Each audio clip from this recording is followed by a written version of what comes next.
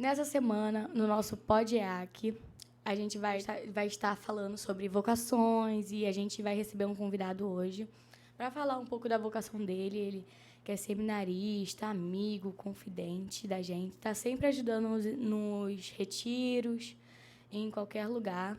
Gostaríamos de receber hoje o nosso seminarista Renan Nazar.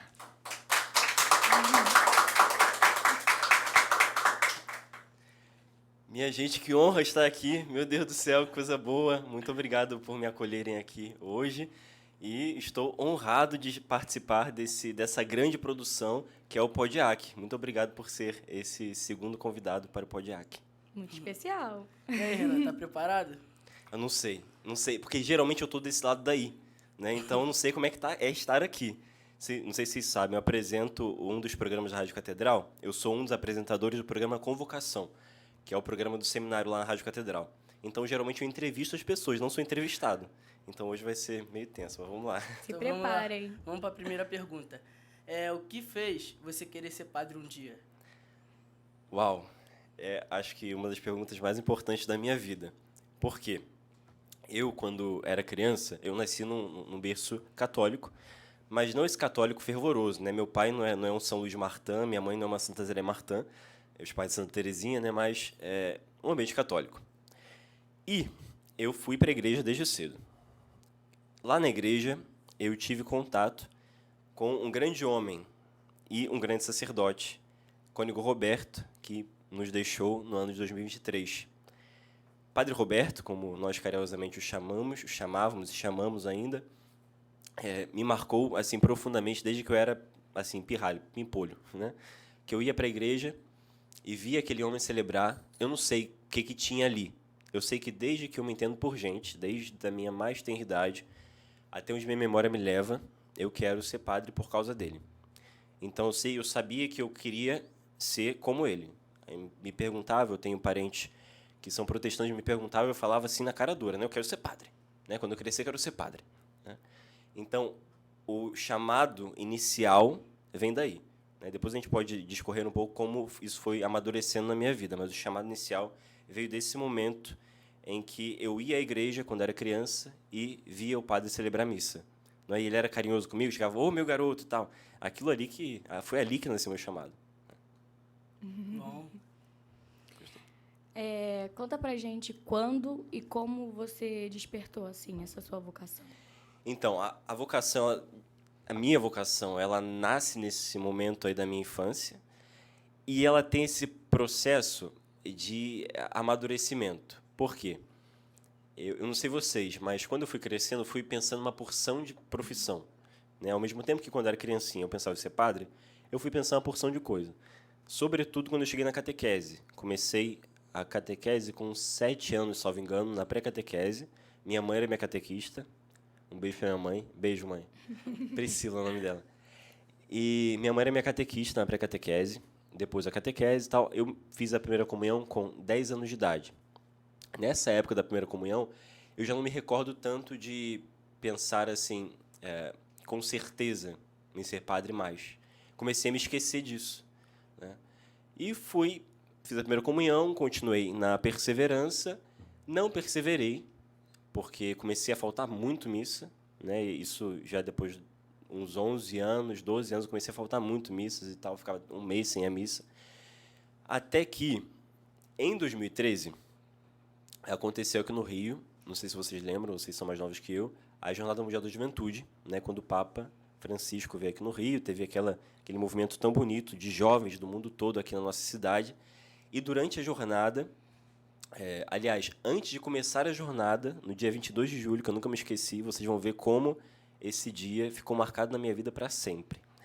No dia 22 de julho, a minha avó, Cecília, chegou para mim e falou assim: Nan, você quer ir comigo ajudar a acolher os peregrinos que estão chegando na nossa capela?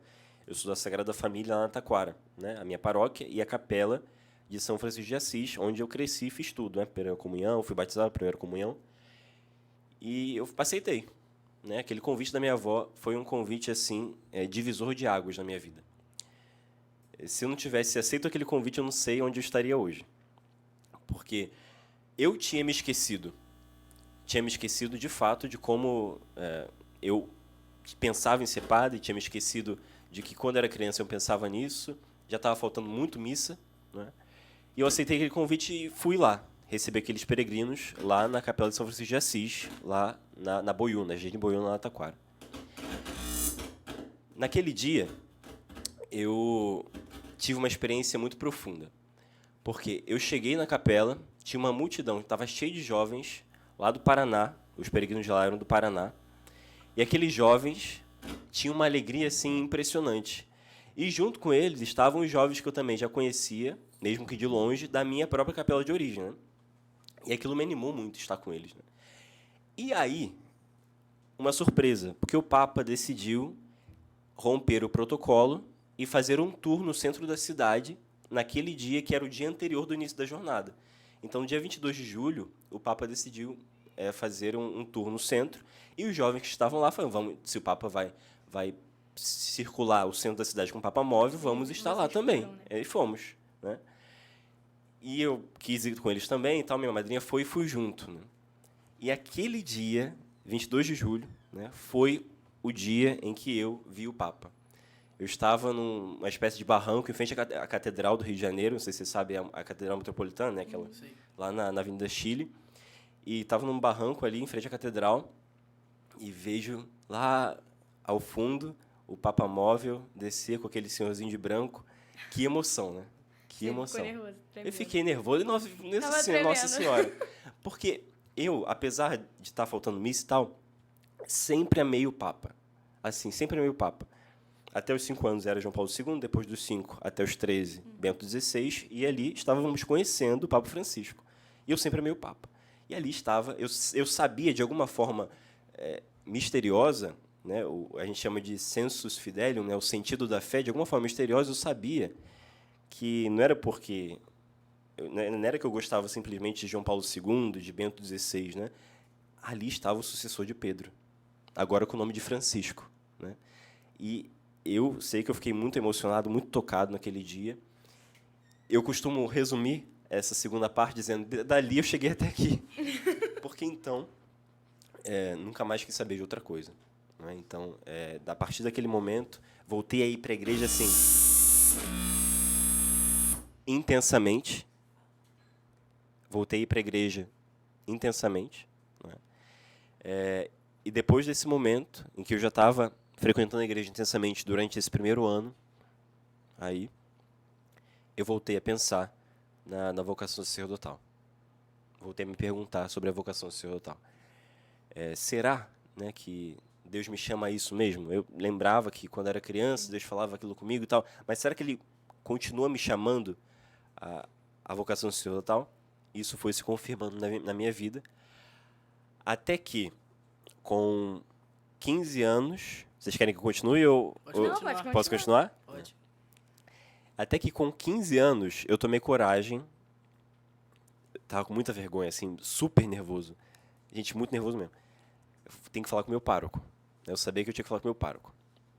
Eu fui com 2 amigos, um amigo e uma amiga. Depois da última missa da paróquia, que é a missa de 18 horas, depois da última missa da paróquia, nós fomos lá atrás, na sacristia. Aí eu entrei na sacristia sozinho e o padre estava lá, né, Padre Roberto. Aí eu falei, padre, dia 31 de agosto, último dia do mês vocacional, e eu não sei enrolar de improviso. Eu sei enrolar se eu preparar a enrolação, mas de improviso não sou bom em enrolar. Eu falei, padre, último dia do mês vocacional e eu quero ser padre. E aí o padre Roberto regalhou um zoião assim e falou, o quê? É sério isso? Eu falei, sim, é sério. Aí me deu um abraço apertado, falou que eu tinha alegrado a noite dele, estava muito feliz. Falou que a gente ia acompanhar, que eu não tinha ainda idade para entrar para o seminário, e falou que ainda ia acompanhar. A minha ideia verdadeira era entrar para o seminário menor. Não sei se vocês sabem, tem o seminário menor na nossa diocese. Mas não foi o caso, né? Então ele queria que eu esperasse mais um pouco e tivesse mais experiências pastorais e tal, até que eu pudesse entrar já no seminário propedêutico, e depois no seminário maior, né? Eu entrei com 18 anos no seminário. E esse período, assim, é impressionante como a obediência molda a gente segundo o querer de Deus. Isso é inacreditável, isso se manifesta na minha vida de uma maneira profundíssima, né? E atendi o que ele propôs, o que ele pediu, né? Eu tinha 15 anos. Que esqueci de dizer, né? Nessa época, depois da jornada, começou um grupo jovem lá na capela que eu falei, São Francisco de Assis, e eles me colocaram de coordenador. Eu tinha 14 anos. Me puseram de coordenador do grupo jovem. E isso também depois foi me abrindo assim várias portas, eu conhecendo uma porção de paróquia aqui no Rio de Janeiro. Os meninos perguntam assim: Renan, como é que você conhece essa paróquia, pessoal dessa paróquia? Tudo essa experiência que eu tive antes de entrar para o seminário. E tudo porque o padre Roberto lá tinha pedido: espera um pouco, vamos continuar conversando sobre isso, até você fazer maioridade para poder entrar no seminário maior. E assim foi, né? Assim foi sucessivamente esses fatos na minha vida, e que vejo o dedo de Deus se manifestar cada vez mais e a bondade de Deus se manifestar na minha vida cada vez mais, né? Cada ano que passa eu olho para trás e falo: caramba, Deus me honrou demais, assim, com tudo. Eu tenho recebido demais da parte de Deus. Voltando naquele assunto lá de quando você parou de... Como é que você se sentiu assim? Eu parei de ir para a igreja, como muitos dos nossos jovens e tal, não exatamente para curtir a vida doidado, mas assim, por tédio, achando que fora da igreja eu teria talvez uma forma de gastar mais o meu tempo, sabe? Assim, tipo, o que eu falo com os jovens aqui, hora ou outra vocês já devem ter me ouvido falar sobre isso, que eu falo que a vida não pode ser um Netflix, um negócio para sempre, né? Essa coisa de TikTok para sempre, Instagram para sempre. E besteira, sei lá, ficar saindo o tempo inteiro, curtindo o tempo inteiro, né? A gente precisa assumir deveres sérios na vida, porque eu fui me dando conta disso pouco a pouco. Não foi de uma hora para outra. Então, assim, eu tenho 23 anos agora, relativamente novo. Mas Deus foi colocando na minha frente que, cara, você só vai ser feliz se você viver para aquilo que eu estou te chamando. Em primeiro lugar, a vida, portanto, Deus me chama a viver a vida intensamente. Tem um livro de Dom Tihamer Tot, um bispo do século passado, em que ele fala sobre como os minutos vão ser pesados, né? Cada minuto nosso será pesado. O que eu tenho feito com os meus segundos, com os meus minutos, né? Eu penso muito nisso, assim, o tempo que passou. Eu podia ter muito mais tempo livre enquanto não estava intensamente na vida de igreja. Eu podia ter muito mais tempo livre, mas eu não era tão feliz quanto sou agora. Nem um pouco, assim, nem 1% do que eu sou feliz agora. Então, eu comecei a ver que as pessoas importantes na minha vida eram pessoas que fizeram a vida valer a pena doando-se, dando tudo. Cônigo Roberto, meu pároco de origem, que me batizou, me deu a primeira comunhão, me enviou para o seminário, acompanhou minha crisma. Tem até uma foto na minha confirmação. O bispo acabou de fazer o sinal na minha cabeça, eu disse a fórmula e tal. A foto sou eu abraçando o padre Roberto, que está do lado do bispo na hora, né? Atrapalhando a fila e tudo mais, abraçando o padre Roberto, independente de qualquer coisa, né? Eu lembro quando eu era criança também, numa vez eu estava na casa da minha avó, parte de pai, que é evangélica, e aí eu fui com meu primo. Meu primo tinha ido comigo e tinha me levado à igreja, a igreja lá evangélica, a escolinha dominical, né, que chama. E aí, só que era do lado da Capela São Francisco de Assis, minha capela de origem, né? Eu tinha ido lá. Só que aí, meu primo maravilhoso, Mateus, uma bênção. E aí o Mateus viu que eu queria ir lá na minha capela de origem e estava no meio de um batismo, né? O padre Roberto estava batizando lá no meio da igreja, a igreja cheia de gente. Eu entrei, eu era pirralho, pequenininho. Eu entrei no corredor central da igreja, abracei o padre Roberto, ele, meu garoto e tal, me abraçou de volta, eu saí no corredor central da igreja e fui embora. E assim, essas pessoas que eu me inspirei, que tem muitas pessoas assim grandes e assim extraordinárias, que não vão ficar famosas assim em catálogos, em revistas, em Instagram e tudo mais, mas que são pessoas extraordinárias, todas elas fizeram cada minuto valer a pena, né? Como eu via Padre Roberto se doar o tempo inteiro, para a igreja. A vida daquele homem era para a igreja, era um homem de Deus, um homem de igreja. Aquilo que a gente tinha certeza lá na paróquia era que, se ele não tivesse com a gente naquele momento, eu sei que ele estava sendo padre em outro lugar, mas sendo padre no sentido mais profundo do termo, se doando como um pai se doa pelos filhos de fato. E isso que eu vivenciava nesse tempo de faltar missa, de não ir para a igreja e tal, era assim, era o verdadeiro tédio. Era assim, um marasmo, era Você horrível. saiu achando que ia aproveitar mais e acabou se tornando Era um horrível, tédio, né? horrível. Horrível. Eu não sei se é essa palavra que eu não lembro, mas eu lembro que no curso de inglês eu aprendi uma palavra que era para designar o camarada que fica no sofá o tempo inteiro, né? Coach poteiro, né? É o cara que fica no sofá o tempo inteiro vendo a vida passar, né? Sem Vendo a vida fazer passar, nada. sem fazer nada. Fazendo só a marca no sofá. Coisa chata, horrível. Era horrível, eu não sabia. Depois eu fui realizar quão ruim era aquilo. Que bom. Então, Renan, há quanto tempo você está se preparando e como funciona essa preparação? Do seminário, você diz? Isso. Bom, depois dessa história toda, eu entrei para o seminário com 18 anos. Eu fui aceito no ano de 2018, final de 2018, dia 24 de novembro de 2018, festa de Cristo Rei do Universo. Fui aceito no seminário propedêutico Rainha dos Apóstolos. O seminário propedêutico, ele é uma etapa de iniciação. Então a gente está começando a vida de seminário, está conhecendo, vendo como é que é viver em comunidade, né? Para quem está acostumado, eu até os 12 anos de idade era filho único. Com 12 anos eu ganhei meu grande presente, o Davi, meu irmão. E aí, assim, vocês imaginam que eu era acostumado a viver muito sozinho, né? O seminário propedêutico, ele é, usar uma palavra que está na moda, né, uma imersão em vida comunitária, né? O seminário propedêutico, ele te imerge na vida comunitária e nos deveres também, já preparando o início do seminário maior, de oração, de cumprimento de algumas tarefas dentro da casa. O propedêutico foi um ano maravilhoso para mim. Assim, desde o primeiro dia que eu pisei no seminário para ter o GVA, que é o grupo vocacional, antes de entrar para o propedêutico, eu realizei assim, cara, aqui é meu lugar. Eu tô no lugar certo, fazendo a coisa certa. Gostei muito de estar ali. Depois fui aceito, comecei o propedêutico. Um ano muito intenso, muita coisa, muito trabalho, muitas orações, obediência. A gente aprende a se exercitar na obediência.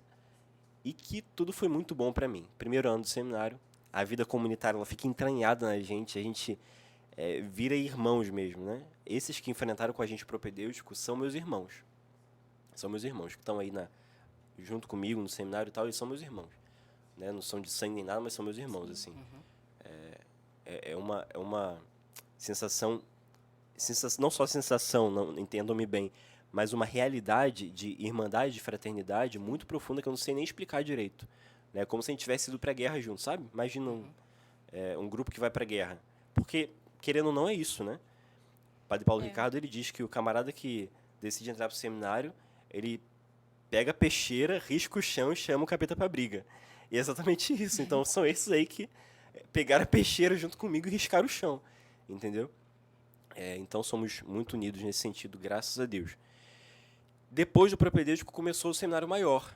Eu entrei no período da filosofia. A etapa da filosofia, chamada também de etapa do discipulado.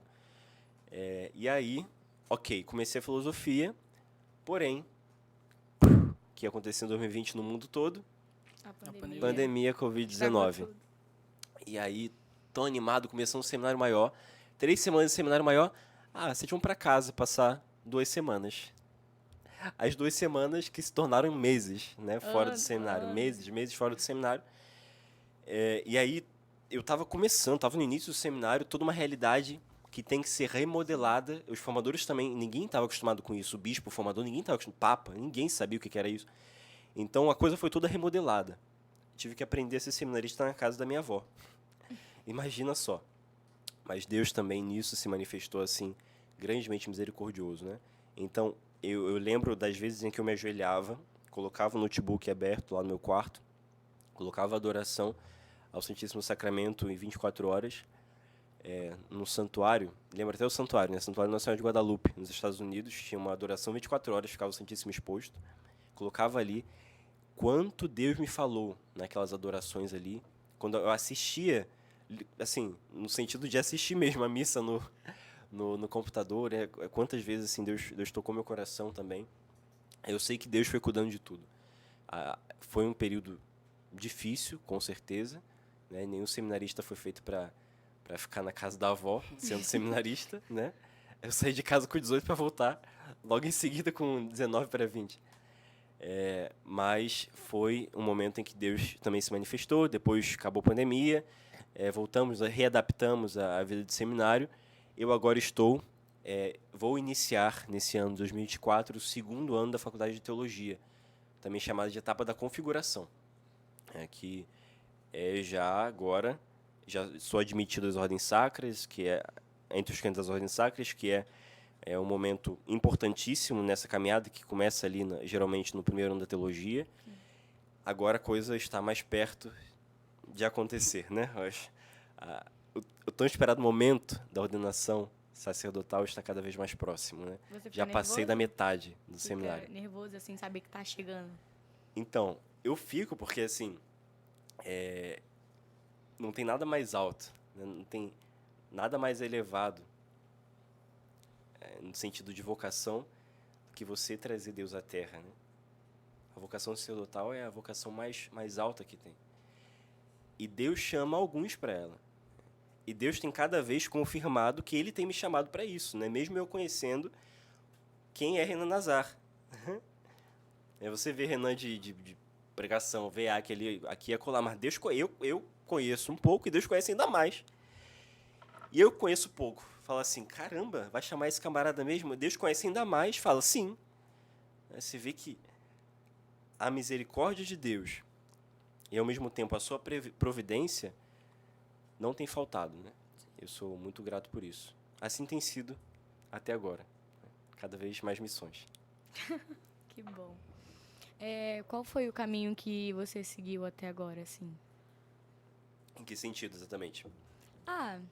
De amadurecimento, Sim. esses negócios. O caminho que Deus quis, assim, porque é difícil de dizer, porque a gente planeja uma coisa. E às vezes não é igual Exato. era pra ser, né? Exato. A gente faz um projeto, né? Porque eu vou ser seminarista assim, dessa forma aqui. É totalmente diferente. Aí Deus vai pra uma linha diferente. Eu não quero assim, quero, né? A gente constrói o nosso castelo. Eu via, eu li, agora lendo a biografia de São José Maria Escrivá, o autor da biografia contava que São José Maria, quando era criança, adolescente, ele chamou os amigos dele, montou um castelo de cartas, né, que é difícil a beça, montou um castelo de cartas. E aquele castelo de cartas, todos ficaram assim, impressionados, e ele fez tudo abaixo. Jogou tudo abaixo, né? E aí ele olhou para os meninos e falou assim, é assim que Deus faz, né? É assim que Deus faz. A gente planeja e Deus põe abaixo, porque o que a gente está planejando, na maioria das vezes, não é o melhor. E Deus quer o melhor, não é verdade? Eu me recordo daquela passagem de Marta e Maria, né? Quando Deus Nosso Senhor olha para Marta, depois de ela reclamar e tal, e fala, Maria escolheu a melhor parte. Não é que Marta tinha escolhido uma parte ruim, mas ela não tinha escolhido a melhor. E Deus quer o melhor, né? Então, nesse meu trajeto, eu tenho visto que Deus é que escolhe a melhor parte, assim, porque ver como Ele vem moldando a minha vocação de formas assim que eu não esperava, de forma alguma. Aquilo não é nenhuma direção espiritual, então não vou abrir cada pormenor, né? Mas, assim, por exemplo, eu não esperava ser seminarista durante a pandemia. Como é que ia imaginar isso? Não esperava em nenhum momento, antes daqui, ser seminarista na paróquia Santa Luzia. Ou vivenciar o tanto de coisa, eu amo essa paróquia, o tanto de coisa que eu tenho experimentado aqui, né? Nunca que imaginava trabalhar com EAC, JC, por exemplo. Lá na paróquia não tinha isso, não trabalhava com isso, sabe? Cerimoniários, ajudar grupo de cerimoniários, né? O Vitor sabe bem. Não imaginava isso, eu era seminário lá, eu era cerimoniário lá, eu era cerimoniário lá sozinho, sabe?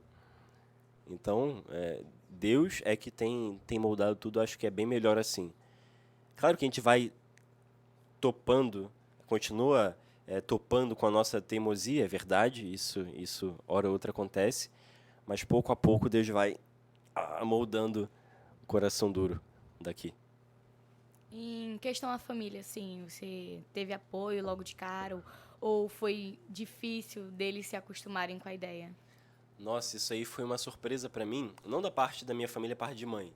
Porque lá em casa, eu lembro que na época do final do GVA, que é o Grupo Vocacional Arquidiocesano, que faz para entrar para o seminário, eu falei assim, chegou a hora, eu falei comigo mesmo, chegou a hora de falar com a família. Aliás, não foi nem no final, foi no início do GVA. Aí eu estava conversando com um amigo meu no WhatsApp, meu compadre hoje. Falei, Bernardo, eu vou falar com eles. Assim, do nada. Falei, vou falar que eu estava no meu quarto, falei, vou falar com eles. Aí eu desci, falei, gente, se reúne aqui, fica todo mundo aqui. Você estava nervoso? Absurdamente, como sempre, né? Tudo que vai acontecer eu fico absurdamente nervoso, aí depois passa. E eu tava super nervoso, né? E eram todos católicos ali, praticamente, né? Um ou outro que não era. Eu falei, seguinte, aí eu enrolei um pouquinho mais. Lembra da história do meu pároco? Aí, Sim. nessa hora eu enrolei um cadinho mais. Eu falei, então, minha bisavó Maria Perpétua, tenho algumas memórias, ela morreu, eu tinha 2 anos, tenho poucas memórias de minha bisavó, muitíssimo católica. Tenho certeza que minha vocação também nasce muito fruto ali das suas orações, né? Ela fazia os filhos todos se reunirem para rezar o terço de joelhos todo dia, né? Então, olha que ela teve foi filho. E aí, eu reuni todo mundo, a minha bisavó, Dona Maria, ficaria muito feliz que eu vou falar e tal, etc, etc. E é o seguinte, vou começar o Grupo Vocacional Arquidiocesano para discernir a vocação em vistas de entrar para o seminário. Né? E aí foi um chororô. Mas assim, não sei se de surpresa propriamente dita, mas assim, às vezes a gente está esperando uma coisa, mas quando a pessoa diz, tem um impacto, né? Tem um baque ali, parece que acende aquela luzinha, se realiza que a coisa é aquilo mesmo, sabe? E acho que isso aconteceu ali no coração de um monte de gente que estava ali da minha família, reunida na sala. Eu fui chororô, né? Todos me abraçaram, me apoiaram, assim, foram assim maravilhosos mesmo nessa questão de apoio à vocação, desde sempre, desde sempre. Sim. Tenho uma tia que até o momento ela tem sido evangélica até o momento. No futuro não sei. Até o momento tem sido evangélica. E aí minha tia, ela sempre me apoiou muito, né? Muito assim, muito, muito, muito. A gente tem ficado cada vez mais próximo nesse período mesmo no seminário, né? Ok, aí em casa era mais tranquilo, né? E para falar para meu pai, e para falar para minha avó, para a família parte do meu pai, que aí sim. Que eram da igreja evangélica. Exato, que são evangélicos. Sim. Meu pai não, mas a família dele sim. Enfim, cheguei lá também, tomei força, coragem, respirei. É a mesma técnica que eu uso para poder ir em brinquedo radical no parque. Conseguiu enrolar antes? Dessa vez nem lembro se eu enrolei pouquinho. Foi pouquíssimo dessa vez. Respirei. A mesma técnica que eu usei agora, fui no parque aquático para poder descer no tobogã. Eu falei assim, agora no parque aquático que eu fui, eu olhei pro funcionário, eu falei assim, vai fechar o parque, né? E o cara não entendendo nada. Era uma conversa comigo mesmo, eu tinha que externalizar aquilo, vai fechar o parque, né? Aí ele, eu vou ter que ir aqui, né? Eu olhando o tobogã, assim, uma queda assim na minha frente. Aí ele, tipo, você na cabeça dele, faça o que você quiser, sabe? Tô nem aí pra você. Eu fui, assim, aí soltei, né? Aí foi a mesma coisa que aconteceu nessa ocasião. Exatamente, frio na barriga. Até a hora que você solta, soltou, irmão, acabou, não tem volta, você tá caindo, sensação de morte, mas tem que sobreviver a isso, entendeu? As pessoas sobrevivem a isso, você vai sobreviver também. E daí, foi a mesma coisa que acontece na minha vida quando eu tenho que contar alguma coisa dessas, assim. E chamei meu pai e minha avó, né? Falei, então, estou vivenciando o grupo vocacional para entrar para o seminário e tal. Qual não foi minha surpresa quando minha avó olhou para mim? Que Deus te abençoe, meu filho, né? E meu pai também ficou super feliz. A gente vai ter um padre Nazar na família e tal, não sei o quê. Aí hoje em dia eu posto alguma coisa nos meus status do WhatsApp, aí ele posta Padre Renan Maria, tal, sei que. Assim, super animado, super animado. Então, graças a Deus, tem uma família maravilhosa e eles me apoiam muito, assim. Toda a parte da minha família. Não tem um que não apoia. Não tem um que não apoia. E também se não apoiar, gente, é o que, como se diz por aí, né? Brasil, né? Problema. Porque, assim, tem algumas coisas na vida que pai e mãe não influenciam no filho. Sim. Então, a vocação, a questão vocacional é uma coisa que pai e mãe não influenciam no filho. Né? Não tem o direito de sobrepor uma vocação verdadeira. Eles não têm esse direito. Então, o filho tem o dever de honrar pai e mãe. Mas no quesito vocacional, né, o filho, ele tem, o filho no sentido aqui, e toda a questão da parentela dele, ele tem o completo direito da parte de Deus de corresponder ao que Deus tem chamado a ele. E eu tenho vivido isso assim com muita liberdade. Mas você achou, tipo assim, quando você decidiu contar, você achou que alguém não ia gostar? Tipo, ficou com isso na cabeça? Tipo, e se alguém falar que não? Assim, eu sempre soube que eu era muito amado por todos ali. Então, sim, eu tenho sido muito amado desde sempre. E eu achava que fosse ser um pouco mais difícil. Um pouquinho mais difícil, mas foi super tranquilo. Deus me surpreendeu mais uma vez. Então, Renan, durante a sua caminhada, você já teve vontade de desistir? Então, sendo sincero com você, não. Graças a Deus. Eu achei que ele ia falar assim. Então, graças ao bom Deus, assim, por graça imerecida de Deus, Nunca. Quero repetir isso, né? Por graça imerecida de Deus, a cada dia que passa, assim, eu sou muito agradecido, Deus tem confirmado a vocação do meu coração. Pode ser que no futuro ele manifeste outra coisa, no universo de possibilidades? Pode. Né? E eu espero, assim, atender com muita docilidade o que ele quiser. Mas desde aquele momento lá, na adolescência, eu tenho visto cada vez mais claramente que esse é o chamado de Deus, e eu tenho não só visto como querido correspondê-lo. Né? Tenho querido correspondê-lo.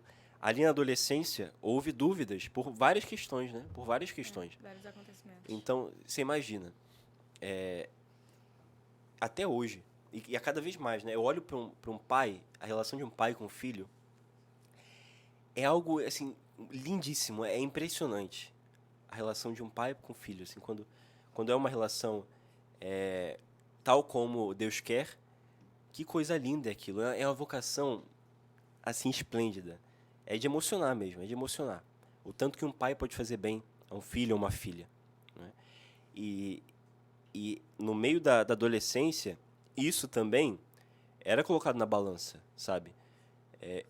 E não numa questão simplesmente de eu experimentar isso, mas também assim, eu sou o único filho do meu pai. Se eu não tiver filhos, ele não vai ter netos. Né? Deus cuida de tudo. Deus cuida de tudo. E assim, eu colocava isso na balança até o momento que eu falei, Deus sabe de todas as coisas, gente. Se ele está me chamando para ser pai de tantos, né, não vai faltar neto pro meu pai. Né? E agora meu pai está esperando uma filha. Até que para quem nunca respondeu, só apresentava, foi muito bom. Agora vamos dar uma pausa para os nossos comerciais e fiquem com o Evangelho do Dia. Sim. Muito bem. Leitura do Evangelho de São Marcos. Naquele tempo, Jesus saiu da sinagoga e foi com Tiago, João, para a casa de Simão e André. A sogra de Simão estava de cama, com febre, e eles logo contaram a Jesus. E ele se aproximou, segurou sua mão e ajudou-a a levantar-se. Então, a febre desapareceu, e ela começou a servi-los. À tarde, depois do pôr do sol, levaram a Jesus todos os doentes e os possuídos pelo demônio. A cidade inteira se reuniu em frente da casa. Jesus curou muitas pessoas de diversas doenças e expulsou muitos demônios, e não deixava que os demônios falassem, pois sabiam quem ele era. De madrugada, quando ainda estava escuro, Jesus se levantou e foi rezar num lugar deserto. Simão e seus companheiros foram à procura de Jesus. Quando o encontraram, disseram, todos estão te procurando. Jesus respondeu, vamos a outros lugares, às aldeias e redondezas. Devo pregar também ali, pois foi para isso que eu vim. E andava por toda a Galileia, pregando em suas sinagogas e expulsando os demônios. Então, pessoal, Deus nos cura para que possamos ser libertos de todas as amarras, sair do nosso comodismo e buscar o nosso irmão que está carente. Dentro da nossa própria casa deve haver pessoas enfermas, desmotivadas, sem esperança, paralisadas. Precisamos ser tocados por Jesus para que sejamos curados, saindo do nosso mundinho de tristeza e depressão. Todos nós, assim como Jesus, somos instrumento do amor de Deus em todos os lugares pelos quais passamos. Depois da oração, a ação. Saindo da igreja e da oração, precisamos seguir adiante como Jesus está consciente de que necessitamos nos desprender dos lugares, tendo como único objetivo cumprir fielmente a missão que Ele nos confiou. A alegria está no coração de quem já conhece Jesus. A verdadeira paz só tem aquele que já conhece Jesus. O sentimento mais precioso que vem do nosso Senhor é o amor que só tem quem já conhece Jesus. Voltamos. Agora a gente vai continuar as perguntas para o Renan. Renan, nós aqui da paróquia acompanhamos que você foi para o JMJ em Lisboa. Você poderia falar, assim, sua experiência, para que é o JMJ? Então, eu acho que essa história foi quase um milagre. Eu tenho a oportunidade de dizer isso agora publicamente, as pessoas não sabem disso, então, ouvintes do PodAC, fiquem atentos que a coisa é impressionante. Por quê? Em fevereiro, vamos lá, eu não tinha pretensão de ir à JMJ. Eu não tinha essa pretensão. Entretanto, lembra que eu falei no início, que, falando da minha história e tal, que em 2013, na JMJ aqui do Rio, eu tive aquele momento que foi divisor de águas na vida, quando eu vi o Papa, aquele dia 22 de julho. Então, é o seguinte. Perdão, vou aproveitar que eu tenho uma caneca estilizada aqui e vou beber. Então, em fevereiro, eu estava nas Olimpíadas do Seminário. O seminário tem Olimpíadas sempre todo ano. Eu estava nas Olimpíadas lá na fazenda de Itaipava, que o seminário tem uma fazenda em Itaipava, em que nós geralmente fazemos as Olimpíadas lá. Estava na capela, em oração pessoal, Alexio Divina, que hora ou outra eu falo, né, que é a leitura orante da Bíblia. E naquela Alexio Divina eu me recordava de um fato, né? 2023 foi o ano em que completaram-se 10 anos daquele divisor de águas na minha vida, né? Então, isso me veio ao coração naquela oração. Então, eu entrei para a oração sem pensar em JMJ, assim, que eu não iria para a JMJ. Eu falo para vocês que eu saí daquela oração em fevereiro de 2023 com a certeza de que eu ia para a JMJ em Lisboa, sem um tostão no bolso. Então, não sabia explicar isso. E eu, comigo mesmo, pensava, cara, isso nunca aconteceu. Essa certeza, assim, isso nunca aconteceu. E aí, eu primeiro fiz a primeira parte difícil ali, que eu levei isso ao formador. Falei pro formador, né, padre e tal, será que o seminário ia liberar se eu pedisse para ir à jornada? E eu estava esperando, não, vai... Sim, liberaria sim. Aí o primeiro passo foi esse, assim, uai. E aí eu comecei a conversar com os amigos lá mesmo, falei, bora pra JMJ, assim, como se fosse uma coisa simples, né? Vamos pra Portugal, não sei o que e tal, vamos lá, JMJ. Comecei a animar os amigos, né? E alguns foram se animando e tal, e passo a passo, Deus ia colocando o chão na frente. Eu falei, Deus quer mesmo que eu vá. Assim que eu desci de Itaipava, eu eu peguei a camisa que eu usei em 2013, dobrei a camisa, coloquei debaixo do quadro do Imaculado Coração de Maria que eu tenho no meu quarto, na casa da minha avó. Não expliquei muito bem isso, mas o meu quarto, meu QG, fica na casa da minha avó. Eu amo a casa da sua avó. Cada história na casa da sua avó. O meu QG fica na casa da minha avó, né? Tenho pai e mães vivos, eu tenho um padrasto maravilhoso desde os 3 anos de idade, que é sensacional, é um pai de consideração para mim, Tiago, eu amo, te amo, tio, chamo ele de tio, tá? E aí, Mas minha sede é na casa da minha avó. E eu cheguei lá, quadro de Imaculado Coração de Maria, dobrei a camisa, me ajoelhei e falei: se a senhora quiser que eu vá, eu vou. Coloquei ali. Eu sei que a cada momento Deus ia suprindo uma necessidade. Comecei a conversar, falei com minha mãe, com minha tia, com meu avô, tal. Eu estava esperando assim, não, que maluquice é essa? Tantos milhares de reais, não sei o quê. Tá, não estava esperando tão isso, porque eu sei que eles são ótimos, pessoas ótimas, mas assim, algo similar, assim, não é possível, né? Não é possível.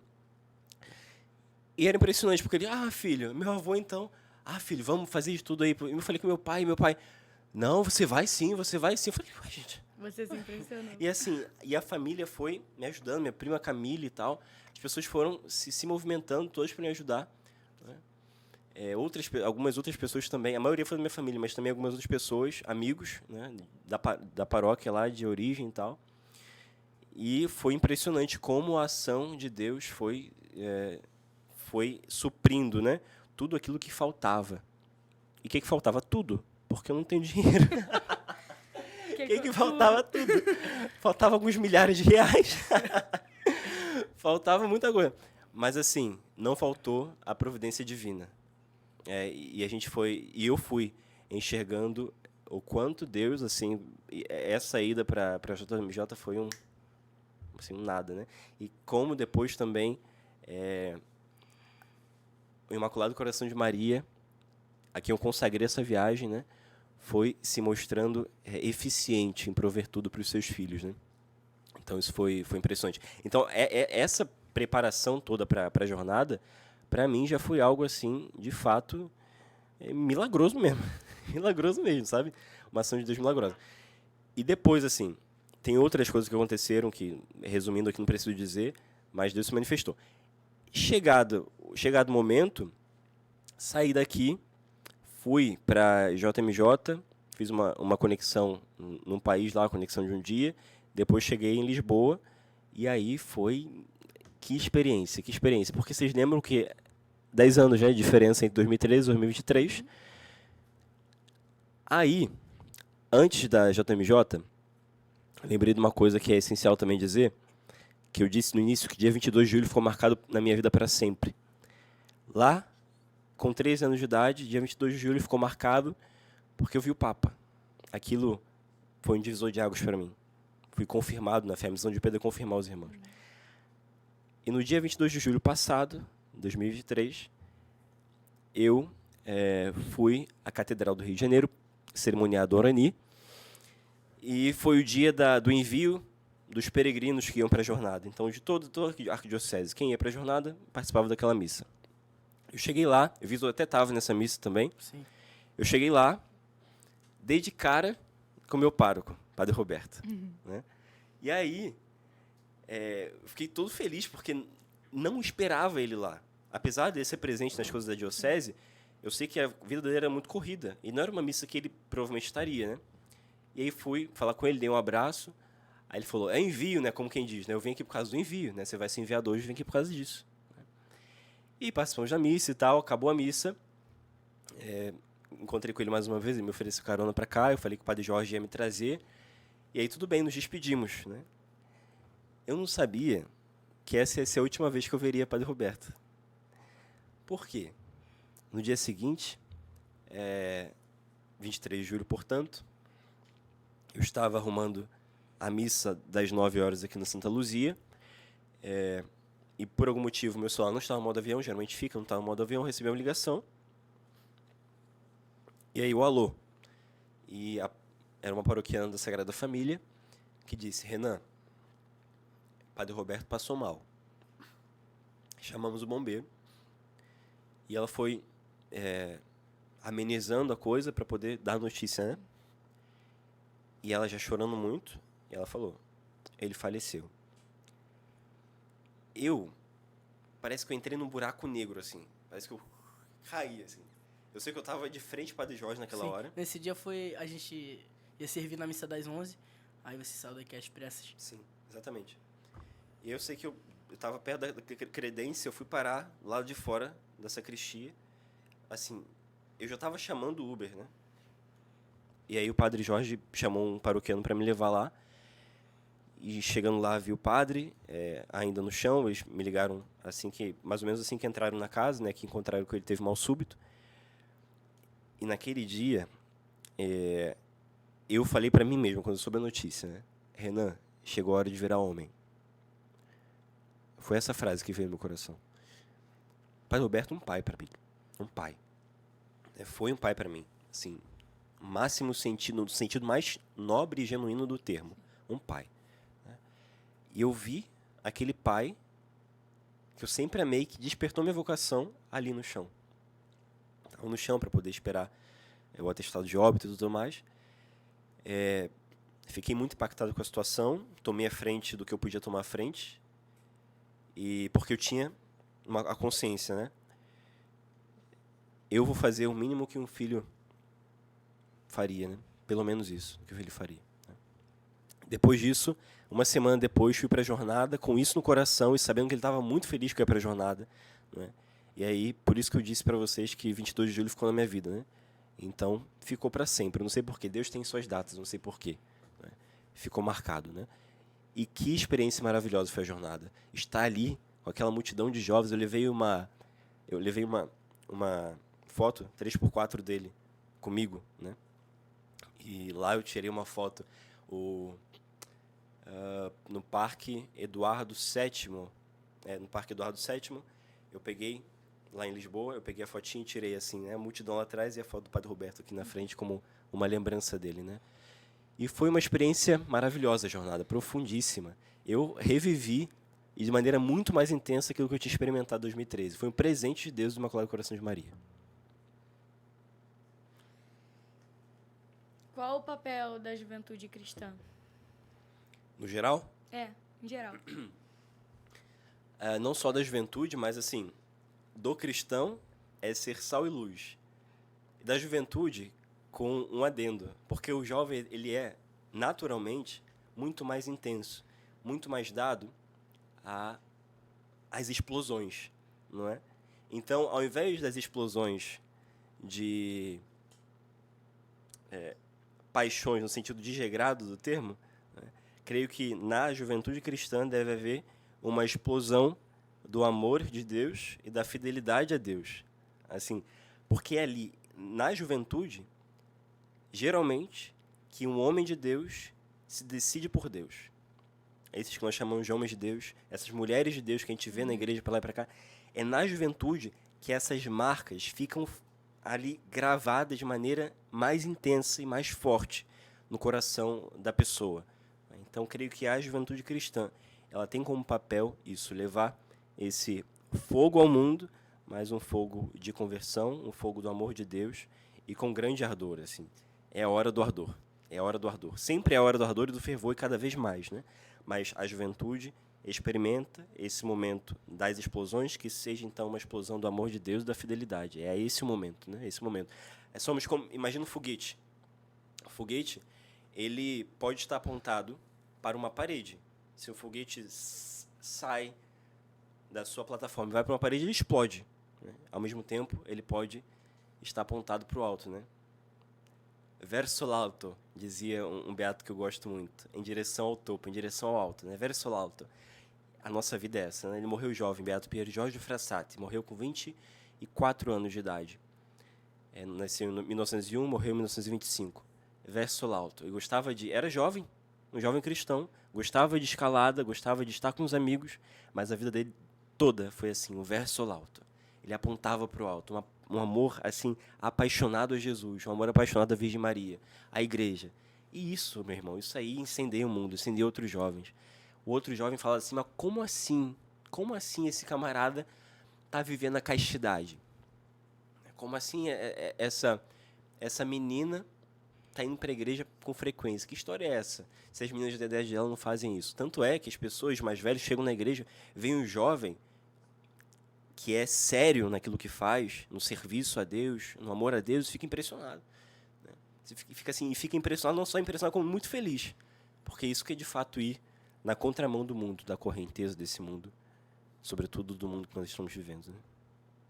Né? Então, Renan, para você, qual a importância dos jovens na sociedade?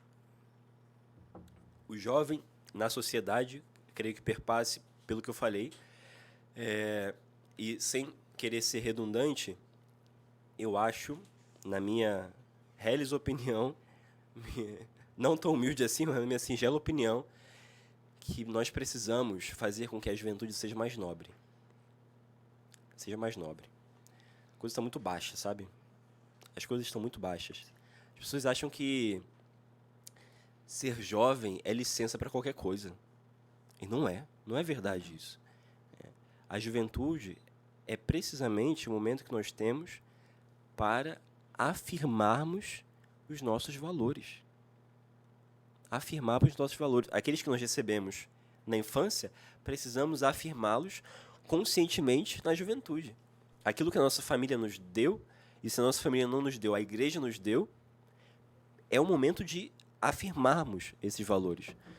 E isso será crucial na fundação, na formação das próximas gerações e na mudança do nosso mundo. Então, o jovem é aquele que está com a corda toda, como eu dizia, que pode usar para o bem e para o mal, e deve usar para mudar, para fazer jogar para o alto as estruturas corruptas, às vezes um trabalho. O trabalho tem uma estrutura podre, né? Às vezes na escola, não sei lá onde. Esse ardor dele nós precisamos usar, e o jovem no mundo precisa usar, sobretudo o jovem que está no meio do mundo leigo, precisa usar para jogar tudo para o alto e falar: aqui é lugar de Deus também. Sim. Renan, temos uma foto aqui que vai estar aparecendo para os nossos telespectadores. Conta pra gente a história por trás dela. Então, como eu disse também... que o Papa tá te olhando. Deus foi assim, muito bondoso, né? Essa foi na viagem a segunda vez que eu vi o Papa. Minto. Sei lá, terceira... sei lá, eu vi o Papa algumas vezes nessa viagem, graças a Deus. E assim, eu fui a Fátima, e Fátima não estava tão cheio assim. A jornada em Lisboa estava muito cheia, lotada. Uhum. Eu creio que 2 milhões de pessoas tinham ali, em Lisboa, para a jornada. Em Fátima tinha 200 mil pessoas, então em comparação era muito menos pessoas. E aí eu vi o Papa ali, bem perto, né? Te olhando. E foi assim, eu lembrei, ele passando no Papa Móvel, foi assim, fiz como é que é a palavra? Reminiscência, a recordação de quando tinha acontecido lá em 2013, né?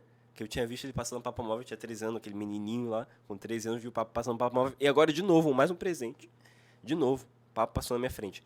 E aí, depois da jornada, eu fui ver o Papa de mais perto ainda no Vaticano.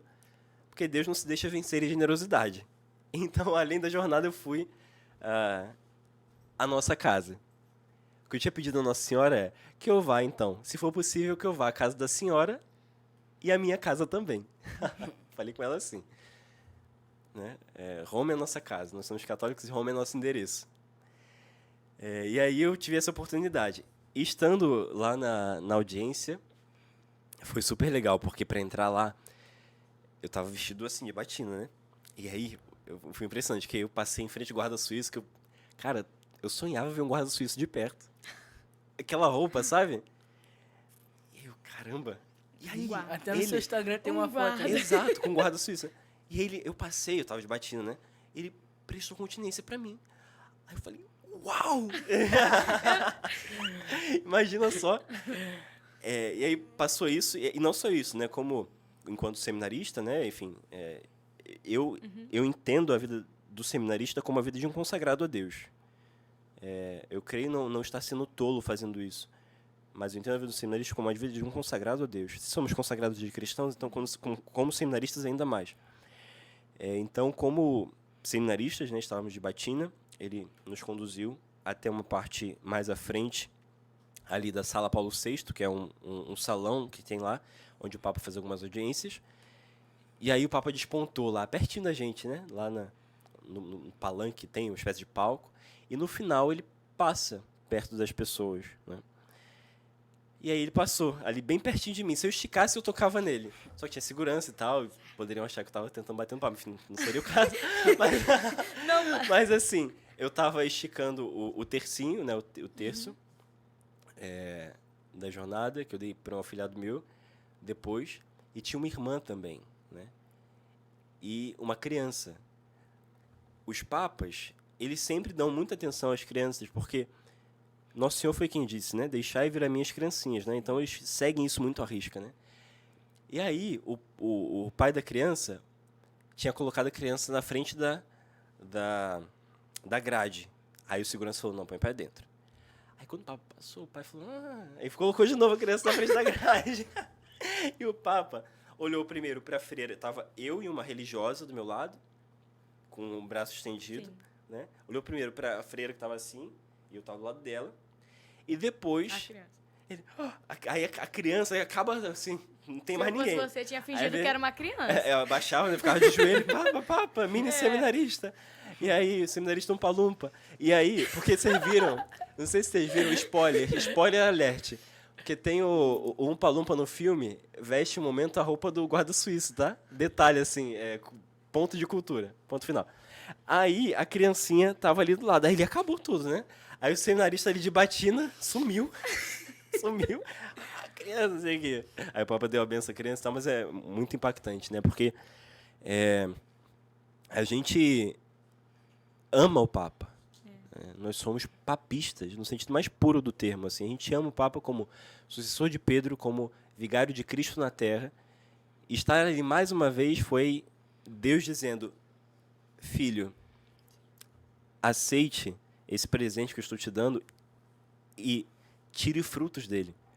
E tire frutos dessa oportunidade que tantos queriam ter e não têm, e você está tendo, sabe? Foi impressionante, foi muito impactante, foi maravilhoso. Então, Renan, agora nós vamos fazer uma brincadeira com você. O nome dela é Bate e Volta. Preparado? Tá preparado? Ai. Nós vamos fazer uma pergunta e você vai responder o que vier na sua cabeça, tá? Vai, Lorena. Deus. Amor. Nossa Senhora. Ternura. Família. Refúgio. Igreja. Pátria. Vocação. Resposta apaixonada. Inspiração. Cônego Roberto. Paróquia de origem. Sagrada Família. Os jovens. Dá-me que animas cetera tolle. Era uma palavra. Dai-me almas e ficai com o resto. Não tem como, uma palavra só. Mas o que significa assim? Dai-me almas e ficai com o resto. O que me interessa é a Juventude Santa, Dom Bosco. Paróquia Santa Luzia. Ai! Vem muitas, senhora. Diligência. Sabe o que é diligência? Diligere, em latim, é amar. Aí tem uma virtude. A virtude da diligência é a presteza em amar, é a presteza em servir, é fazer as coisas com rapidez, é servir na hora que precisa servir. E o Padre Jorge? Eita! Gente, o Padre Jorge precisa de muitas palavras. Meu Deus. Aí vocês me colocaram numa arapuca. Padre Jorge pode ser. Olha, vamos lá. Furacão, fidelidade e generosidade. Renan, agora com suas palavras, assim, sobre o EAC. Qual você acha a importância dele na comunidade, na igreja? Suas palavras, assim, Sim. sobre o EAC.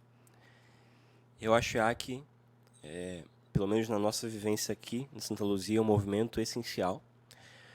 E para algumas paróquias, embora não seja essencial, de modo geral, assim, porque ensino é essencial, vocês sabem, ensino é essencial, mas entendo o que eu estou falando. É algo muito importante para que nós possamos lançar as redes, fazer o nosso trabalho. Nosso Senhor chamou aqueles homens rudes para serem pescadores de gente, pescadores de homens. Né? E o EAC é esse nosso trabalho de lançar as redes. Creio que seja um movimento que tem a possibilidade de fazer enorme bem, como faz aqui na Santa Luzia, de fazer um enorme bem à igreja. Eu costumo dizer assim, eu tive o meu EAC nesse dia lá, em 2013, não é? Meu encontro de adolescente com Cristo foi ali, com o Papa, assim. Foi aquilo que me chamou, né?